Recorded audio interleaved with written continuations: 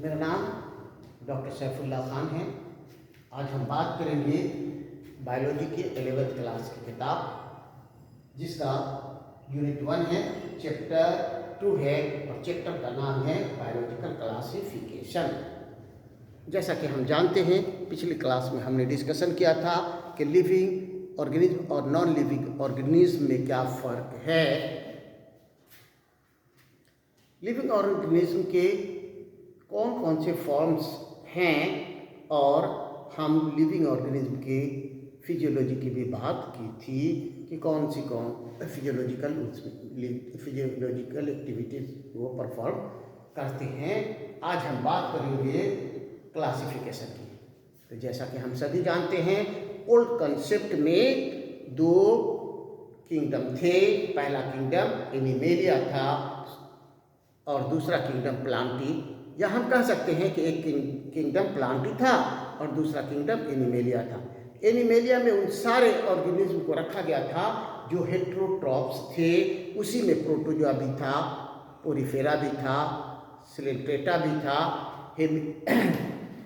प्लेटिहेल्मिन्थ्स भी थे, नेमाथेल्मिन्थ्स भी थे, एनेलिडा भी था, आर्थ्रोपोडा भी था, मोलस्क भी था, इकानोडर्म्स भी थे, हेमिकॉर्डेट भी थे, साइक्लोस्टोम्स भी थे, फिश भी थी, एम्फीबियंस को भी रखा गया था, रेप्टाइल्स, बर्ड्स और मैमल को भी रख दिया गया था। इनमें ये सारे ऑर्गेनिज्म हेट्रोट्रॉपिक ग्रुप्स के रखे गए थे जो अपना फूड फोटोसिंथेसिस से नहीं सिंथेसिस करते हैं, बल्कि डिफरेंट वे से दूसरे ऑर्गेनिज्म से फूड ऑब्टेन करते हैं। इसलिए इन्हें हेट्रोट्रॉपिक मोड ऑफ फीडिंग ये करते हैं। दूसरा ग्रुप प्लांटी था। जो प्लांटी ग्रुप्स यानी किंगडम में वे सारे प्लांट्स को रखे गए थे जो अपना फूड फोटोसिंथेसिस के जरिया सिंथेसिस करते थे। हालांकि सेकेंडरी एडेप्टेशन इनमें हुआ था और बहुत सारे डाइवर्ट ग्रुप इमर्ज कर गए थे। इनमें बैक्टीरिया को भी रखा गया था, फंगस को भी रखा गया था। फंगस के अलावा ब्रायोफाइट, ट्रेडोफाइट, जिम्नोस्पर्म, एंजियोस्पर्म वगैरह सारे ग्रुप्स को रख दिए गए थे और बैक्टीरिया को भी इसी में डाल दिया गया था, क्योंकि ये माना जाता था कि ये इनका मोड ऑफ फीडिंग जो है वो ऑटोट्रॉप्स है। ये फोटोसिंथेसिस करके या दूसरे प्रोसेस से अपना फूड खुद सिंथेसिस करते हैं। इनमें फूड सिंथेसिस करने की एबिलिटी है।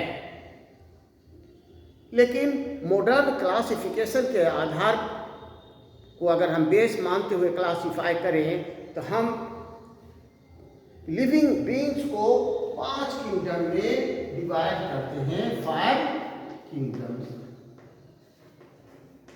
ऑफ लिविंग बीइंग या ऑर्गेनिज्म। अब ये कौन कौन से किंगडम्स हैं? पहला है मोनिरा, दूसरा है प्रोटिस्टा, तीसरा है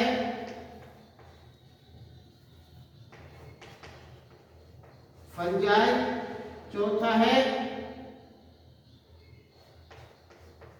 प्लांटी और पांचवा है एनिमेली। यही 5 किंगडम ऑफ क्लासिफिकेशन है। अब हम मोनरा की बात करते हैं तो मोनरा में वो सारे यूनिसेलुलर बैक्टीरिया को रखा गया है जो या तो इंडिविजुअल फॉर्म में पाए जाते हैं या ग्रुप में भी पाए जाते हैं। लेकिन याद रहे कि इसमें कोई भी मेम्ब्रेन बाउंडेड स्ट्रक्चर नहीं होता है, ना ही इनमें न्यूक्लियर मेम्ब्रेन होते हैं और ना ही इनमें माइटोकॉन्ड्रिया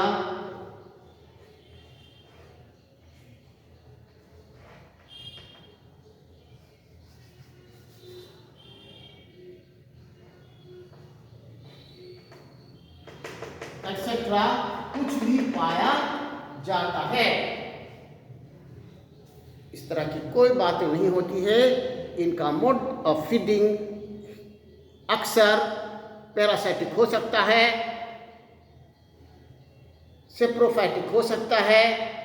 पैरासाइट वो छोटा जीव होता है जो बड़े जीव पर रहता है और अपना फूड एंड शेल्टर दोनों ऑब्टेन करता है। सेप्रोफाइटिक सरीगली चीज़ों से अपना न्यूट्रिएंट्स ऑब्टेन करता है और एक्सटर्नल वे में एंजाइम निकालता है शरीर के बाहर से, फिर डाइजेशन होता है आउटसाइड द बॉडी और फिर उसको एब्जॉर्ब कर लेता है। अक्सर इन प्रोटिस्टा में मोनेरा में एक कैप्सूल पाया जाता है जो नॉन सेलुलोज का बना होता है। इसमें पॉलीसेकेराइड और अमीनो एसिड्स पाए जाते हैं, लेकिन सेलुलोज का अभाव होता है। जितने भी बैक्टीरिया हैं सारे के सारे इसी ग्रुप में रखे जाते हैं और वो होता है मोनेरा का ग्रुप। अब हम बात करते हैं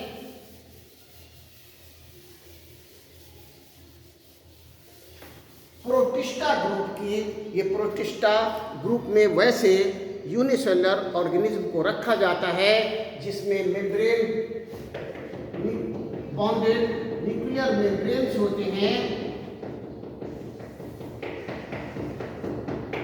साथ ही साथ इनमें मेम्ब्रेन बॉन्डेड स्ट्रक्चर भी पाए जाते हैं। इनमें फोटोसिंथेटिक पिगमेंट पाए भी जा सकते हैं और नहीं भी पाए जा सकते हैं, अर्थात ये फोटोसिंथेसिस कर भी सकते हैं और इनका मोड ऑफ फीडिंग हेटेरोट्रॉप्स भी हो सकता है। यूग्लिना भी इसी ग्रुप्स में आता है और अमीबा भी इसी ग्रुप्स में आता है। इसके अलावा वर्टिसेला, पैरामीशियम वगैरह इसी ग्रुप्स में आते हैं। याद रहे कि इसमें मेम्ब्रेन बाउंडेड स्ट्रक्चर जैसे न्यूक्लियर मेम्ब्रेन प्रेजेंट होते हैं, इस माइटोकॉन्ड्रिया प्रेजेंट होता है,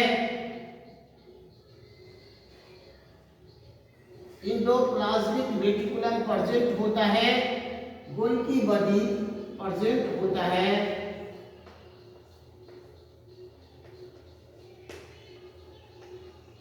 राइबोसोम तो दोनों में ही पाए जाते हैं। सेडिमेंटेशन कोएफिशिएंट का फर्क होता है। नेक्स्ट हम बात करते हैं फंजाई की। फंगस में हम जानते हैं कि ये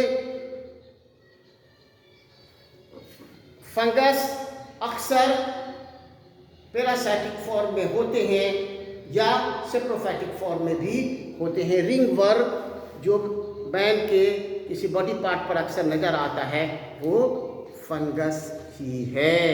साथ में बहुत सारे फंगस यूजफुल भी होते हैं, जैसे हम बहुत सारे फंगस को फूड के तौर पर लेते हैं और ये यूजफुल होता है। जैसे मशरूम है, हम उसे फूड के रूप में लेते हैं और ये फंगस ही है। लेकिन याद रहे कि फंगस, जितने भी तरह के फंगस हैं उसके जो यूनिट होते हैं उसको हाइफा कहा जाता है और बहुत सारे हाइफा मिलाकर के जो कंप्लीट बॉडी होती है उसे माइसिलम कहा जाता है। माइसिलम उसका सेल्स जो होते हैं उसके ऊपर काइटिन पाया जाता है। फंगस के सेल के ऊपर काइटिन पाया जाता है।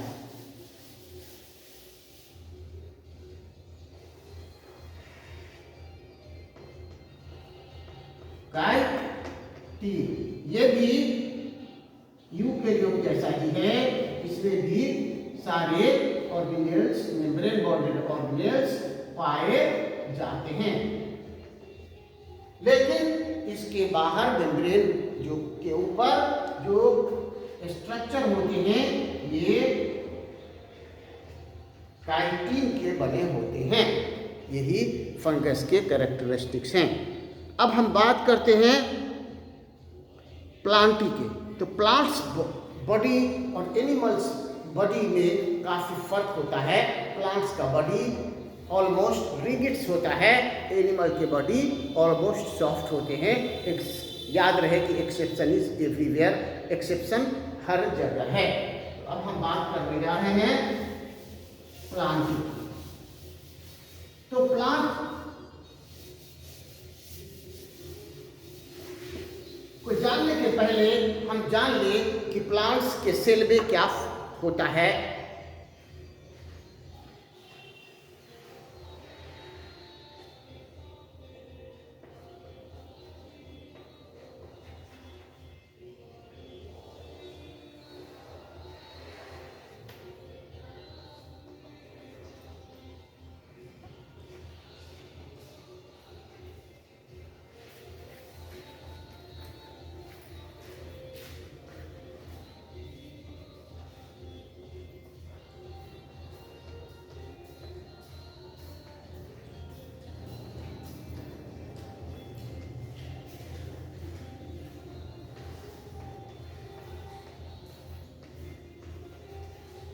सेल वॉल सबसे बाहर होता है, उसके अंदर सेल मेम्ब्रेन होता है, सबसे सेंटर में न्यूक्लियर मेम्ब्रेन होता है, न्यूक्लियर मेम्ब्रेन के अंदर न्यूक्लियस होता है।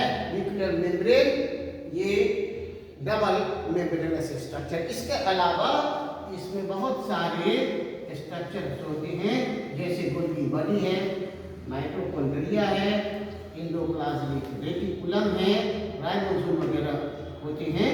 बहुत सारे स्ट्रक्चर मेम्ब्रेन बॉन्डेड प्रेजेंट होते हैं। इसमें वैक्यूल्स का साइज काफी बिग होता है, बड़े होते हैं। वैक्यूल्स का साइज काफी बड़ा होता है। एनिमल में अगर हम बात करें तो ये सेल वॉल को हटा दें तो ये सेल एनिमल का सेल हो जाता है। क्योंकि सेल वॉल रिजिड होता है इसलिए एनिमल के सेल सॉफ्ट होते हैं, क्योंकि रिजिड सेल वॉल का अभाव होता है।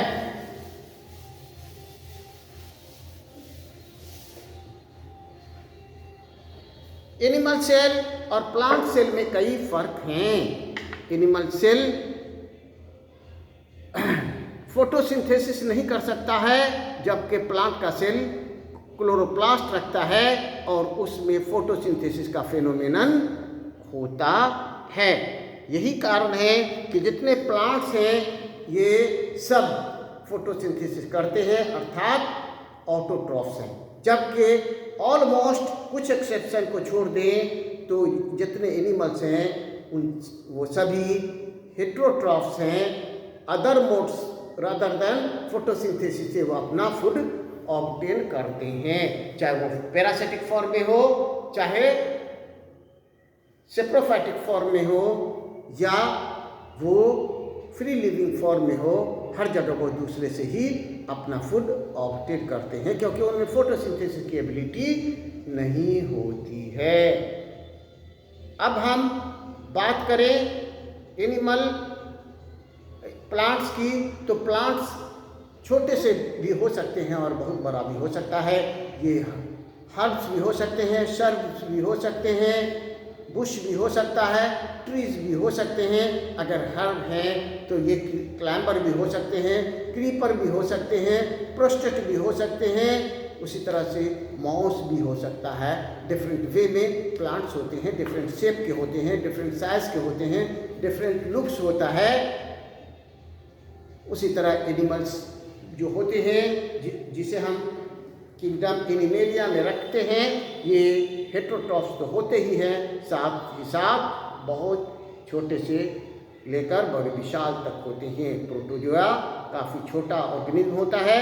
ये फ्री लिविंग भी हो सकता है, पैरासाइटिक भी हो सकता है, सेप्रोफाइटिक भी कई बार नज़र आते हैं। ये फ्रेश वाटर में भी पाया जाता है, मरीन भी हो सकता है और कुछ जगह पर मॉइस्ट जगह पर टेरेस्ट्रियल भी पाया जाता है। उसी तरह से पोरीफेरा फ्रेश वाटर में भी पाया जाता है, मरीन में भी वाटर में भी पाया जाता है। सिलेंट्रेटा भी इसी नेचर का होता है और डिफरेंट वे ऑफ फीडिंग इनकी होती है। हम बात करें आगे तो प्लेटीहेलमेंट्स, नेमाथेलमेंट्स, ये दोनों भी डिफरेंट फॉर्म्स फ्री लिविंग भी होते हैं और पैरासाइटिक फॉर्म भी होता है। मोलस्क फ्री लिविंग भी होते हैं, सर्टेन मोलस्क है जो पैरासाइटिक फॉर्म में भी होता है। इकाइनोडर्मेट्स हैं, ये भी फ्री लिविंग भी होते हैं और सर्टेन बहुत रेयर केस में पैरासाइटिक फॉर्म्स भी हो सकता है। मोलस्क भी दोनों ही कैरेक्टरिस्टिक्स रखते हैं। ये सारे ऑलमोस्ट मोलस्क फ्रेश वाटर में भी पाया जाता है, मरीन में भी पाया जाता है, लेकिन इकाइनोडर्मेट्स जो हैं वो हमेशा और हमेशा मरीन वाटर में ही पाए जाते हैं। इनसाइक्लोस्टोमाटा दोनों जगह पाया जाता है, फिश भी दोनों जगह पाए जाते हैं। जब हम फिश की बात करते हैं तो फ्रेश वाटर में जो फिश पाए जाते हैं वो अक्सर बोनी होते हैं और मरीन वाटर में जो फिश पाए जाते हैं वो कार्टिलेजिनस होते हैं। फिश के ऊपर की बात करें तो एम्फीबियंस होते हैं। एम्फीबियंस दोनों जगह पाए जाते हैं, लैंड्स एंड वाटर दोनों में ही ये पाए जाते हैं। एम्फीबियंस के ऊपर रेप्टाइल्स होता है और रेप्टाइल्स भी ओशन वाटर में भी पाया जाता है, फ्रेश वाटर में भी पाए जाते हैं और टेरेस्ट्रियल में भी पाया जाता है। और रेप्टाइल्स के बाद बर्ड आता है, बर्ड भी ओशन में पाए जाते हैं, फ्रेश वाटर में भी पाए जाते हैं और ये आर्बोरियल नेचर के भी होते हैं, ट्री पर भी ये रहते हैं, लैंड पर भी ये पाए जाते हैं। कुछ बरोइंग भी होते हैं जो बरो बनाकर ज़मीन के अंदर भी पाए जाते हैं। मैमल्स छोटे भी होते हैं, बड़े भी होते हैं। ये मैमल्स डिफरेंट नेचर के होते हैं। इसी में हमारा कैटल चौपाया जानवर भी आता है, हमारा पेट एनिमल भी आता है अक्सर। और ये इनके कैरेक्टरिस्टिक्स हैं मेमरी ग्लैंड्स का पाया जाना, हेयर का पाया जाना, एक्सटर्नल ईयर का पाया जाना, ये मैमल के कैरेक्टरिस्टिक्स हैं। इनके अलावा मेटानेफ्रस किडनी भी होती है, 4 चैम्बर्ड हार्ट भी होते हैं और बहुत सारे 3 डायमेंशनल विजन भी इनमें होता है। बहुत सारे कैरेक्टरिस्टिक्स इनमें होते हैं। आप सभी को लास्ट में होली की बहुत बहुत शुभकामनाएं और आप होली के साथ साथ अच्छे ढंग से होली मनाएं, अड़ोस पड़ोस के साथ अच्छे ढंग से व्यवहार करें, उनके साथ सही ढंग से मिलें और हो सके तो मेरे चैनल को सब्सक्राइब भी करें, शेयर भी करें। Thank you.